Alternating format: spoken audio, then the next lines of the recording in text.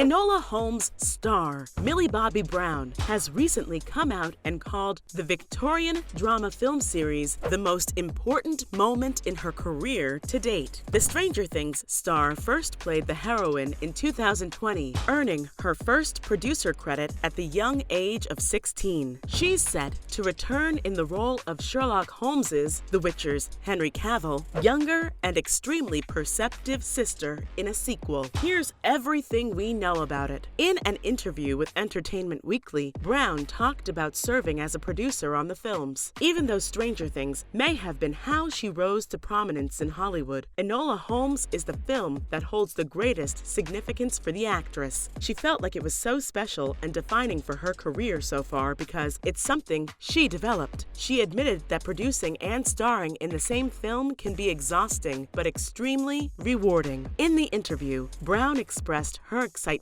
and gratitude for the opportunity to get to be a part of so many things, and for not allowing her age and gender to define her job. She added that everyone on set really respected and heard her, which made it a great environment to experience. For the second installment in the series, which involves a more London-centric adventure, Brown helped work on Enola's costumes along with those of other characters. She made sure they all included pops of color here and there to accurately represent the hustle and bustle of the busy capital. Enola Holmes 2 is more of a detective story than the first one. After settling in London as an expected rival to her big brother, the two find themselves caught up working together on a single case. We see Brown's character investigating a crime that no one else wants to take up, the disappearance of a factory girl. In following the breadcrumbs, she finds herself in the midst of a much larger conspiracy that involves the upper and lower classes, typhus, the treasury, and a familiar nemesis of her brother. The movie jumps right into the middle of things, much like its predecessor, with Fleabag-inspired fourth wall breaking. While the first movie didn't really leave any loose threads, this one seems to be a lot more confident in the continuation of the franchise, and even has an MCU-esque mid-credits scene to introduce a very special someone to this world. We don't want to give anything away, but this one's definitely worth a watch. Nancy Springer's 6-book YA series titled The Enola Holmes Mysteries provided the foundation for the movies. The second part is clearly adapted from the second novel in the series, The Case of the Left-Handed Lady. Even so, returning screenwriter Jack Thorne has taken an entirely different direction. Enola's latest mystery taps into the real-life story and events of the Match Girl strike of 1888. Even though Thorne has borrowed a few elements from the book, like the alliance with Lady Cecily, high society intel as the language of flowers. Unlike most other book adaptations, this movie has been pretty well received. Thorne has made massive changes to the novels, but viewers wholeheartedly approve because of how the new story is an opportunity for Enola Holmes 2 to hold on to the elements that made the first part so incredibly successful. Here's what Thorne included. If you've watched the first movie and so much as the trailer for the second one, you already know that the relationship between Enola and Sherlock is going to have to evolve for the sequel. This is because the end of the first part borrowed from the second book, which showed Sherlock continuing to look for his sister and successfully cracking the coded messages she'd been using to communicate with her mother through the newspaper. A few other elements of the second book were also included in the first film. For example, the multiple identities that Enola adopted to confuse those looking for her. In the second part, it seems like Enola isn't in hiding anymore. The trailer shows that she's founded a detective agency of her own, with her name on the window. So clearly, she isn't trying to be very secretive and low-key anymore. And we can assume that she's made peace with her siblings. This is a smart move from the writers because this way they get to capitalize on the relationship between Enola and Sherlock. The chase was fun for the first movie, but it would seem too repetitive if they'd chosen to use it again for the second one. It's a lot more fun to see them turning into each other's rivals. And here's what he changed. Enola Holmes 2 also continues the story of her mother, Eudora. In the books, Eudora has left the Holmes family to live with the Romani and never saw her daughter again. But Thorne made major changes to this plotline. He brought back Helena Bonham Carter's Eudora and and showed her to be tied to a militant group of suffragettes instead of the Romani. The movie shows Enola uncovering some of her mother's secrets, but also being left with a bunch of others. Since the character is returning in Enola Holmes 2, that's another subplot that's not a part of the books at all. But this hasn't bothered fans too much because they're eager to learn about the mysterious and elusive Eudora Holmes, especially after everything the first movie left them with. It's pleasing to see the creators making these changes while keeping in mind what the viewers will want to see and actively attempting to ensure that they don't ruin any part of the story with their transformations, something unfortunately we can't say about most other book-to-movie adaptations. All these changes don't just change the book's narratives, but the original narrative of the Sherlock Holmes stories as well. In most iterations of Sherlock Holmes, the detective isn't exactly friendly with his siblings. They're more like colleagues rather than family. But all that changes when Enola is involved. She's drastically different from her older brother, Mycroft, and is more driven by her heart than either of her brothers. In the film, we see Sherlock and Enola being a lot more caring for each other than in the original Sherlock stories, to the point where Sherlock even offers to open up a joint detective agency with his baby sister. Secondly, the original Sherlock stories had their share of prominent women, but they rarely touched upon the inequality and injustice they faced at the time. Enola Holmes, the second part in particular, addresses that, and we think it's definitely a change for the better. Next, most of the Sherlock Holmes stories are set in a period either during or after he meets Dr. John Watson. In this timeline, Sherlock is much older than he is in the Enola Holmes films, and many of his cases have been documented in Watson's stories. In the films, however, we see a turning point in his character when he offers to open up an agency alongside his sister. She declines, but the offer still shows a side of Sherlock that is completely absent from the original stories. We're sure there's a lot more we're missing, like the changes to Moriarty's character, but that's a whole other video. Considering her involvement in these films, Enola Holmes 2 might just set up an even bigger future for Brown. At just 18 years old, she's already had a pretty impressive career. Enola Holmes and its sequel have already successfully proven Brown's acting capabilities beyond Stranger Things, while also opening more doors for her than ever before. The success of the films could bring her more opportunities to produce other projects, which would add a whole new layer to her career in the entertainment industry. She could even go on to produce projects she may not be cast in, which would take her down a completely different but exciting path. So, what's next for the young superstar? Millie has a couple of projects lined up now that Enola Holmes 2 is out, both as an actress and a producer. Perhaps the most highly anticipated of the upcoming projects is the 5th and final season of Stranger Things, something we're all looking forward to after the way the 4th season ended. Brown is going to be reprising her role as 11 to deliver a satisfying conclusion for her character and the overall story at Hawkins. We don't know too much about the final season, including its release dates, but what we do know is that the stakes are pretty high. Outside Stranger Things, Brown has 2 other films in production at the moment, Damsel and The Electric State. She's going to be playing the role of Princess Elodie, while also serving as an executive producer for Damsel, which is expected to release sometime in 2023. The Electric State is going to be a Netflix release and is expected to be out sometime in 2024. This one's going to be a reunion with the Duffer Brothers, and Brown will be cast in the lead role. That's a wrap for this video. Have you watched the latest Enola Holmes movie yet? What about the books? Can you name any other major changes between the two we may have missed out on? Let us know in the comments below. Make sure to give this video a thumbs up and subscribe to our channel for more videos like this. See you at the next one.